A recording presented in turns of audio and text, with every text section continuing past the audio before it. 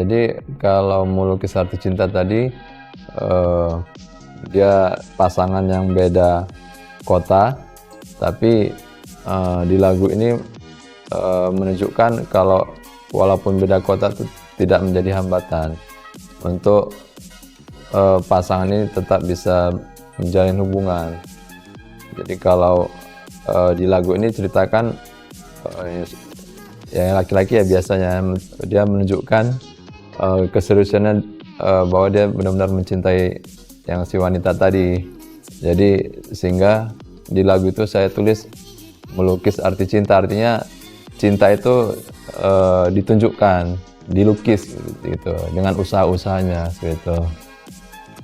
Terus kalau yang kedua tuh akankah happy ending tadi, menceritakan yang dua pasangan tadi kan dia sudah mungkin sudah akrab gitu ya, tapi dia mungkin sedikit terlena, ya mungkin si cowok itu sedikit terlena sehingga dia pengen sih memastikan sebenarnya ini statusnya seperti apa gitu, tapi mungkin karena sudah di zona nyaman ya, dan untuk menghadapi mungkin jawaban yang nggak pas gitu ya, dia belum siap gitu, jadi masih mikir dulu, nunda dulu gimana nih gitu ya. Jadi dipastikan nggak ya gitu, dipastikan tanya atau tidak ya, karena takut nanti kalau misalnya jawabannya tidak happy ending jadi sakit gitu, karena mungkin dia sudah terlalu nyaman di situ. Proses seperti sama sih seperti yang lain. Kalau intinya saya tulis lirik dulu ya, kemudian sambil saya buat musiknya juga.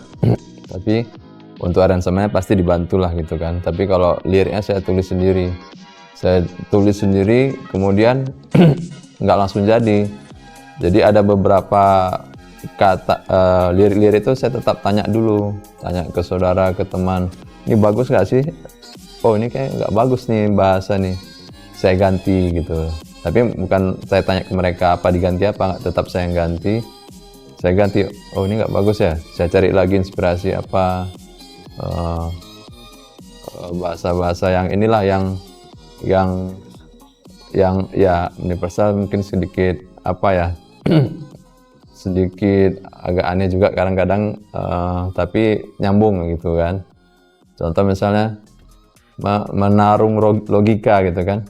Saya pertama menyentuh fantasi, kan rap itu menyentuh fantasi, artinya maksudnya kita ingin menggapai impian tadi sama cewek tadi, makanya menyentuh fantasi. Terus menarung logika kan, sebenarnya bertarung dengan logika gitu. Logikanya kan kalau beda kota itu kan kemungkinannya sangat kecil ya untuk bisa terus gitu.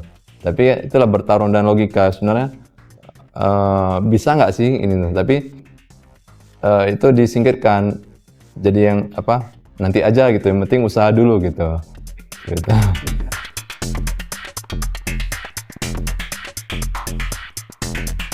Ya, jadi memang kalau kita bicara mengenai cinta tuh kan dia pasti sedikit banyak kan ada tersangkut sama orang lain gitu kan.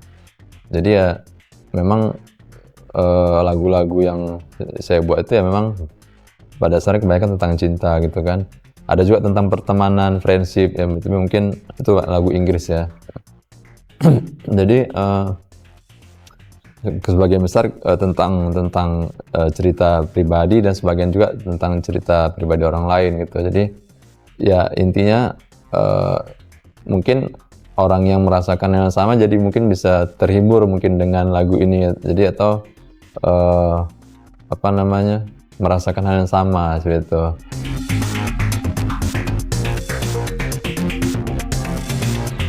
Ya ada, jadi kan kalau misalnya operasi kan ada beberapa gitu kan, siap satu tulis sebentar, yang paling gampang ya di HP tulisnya gitu.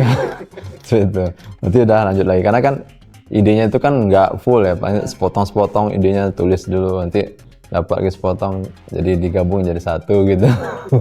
Jadi stop persalinan, tulis dulu, baru lanjut lagi. Ya, kadang kumpulan potongan itu baru nanti ada waktu senggang baru saya satuin, ini bagusnya gimana, seperti apa gitu.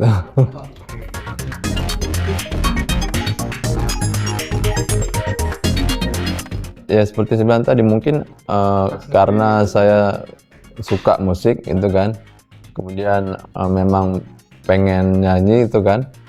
Nah, dan ada seperti saya bilang tadi, pengalaman-pengalaman pribadi mungkin bisa dituangkan di musik gitu. Jadi apa namanya, kisah-kisah itu mungkin tuangkan di musik. Jadi mungkin nggak bisa semua mungkin harus diceritakan secara verbal, tapi dengan musik mungkin bisa menceritakan itu dan bisa menghibur orang lain seperti itu. Lagu apa yang paling menguras emosi saat ini? Maafkan. Kalau semua sih ada emosi ya gitu ya. Cuma ya mungkin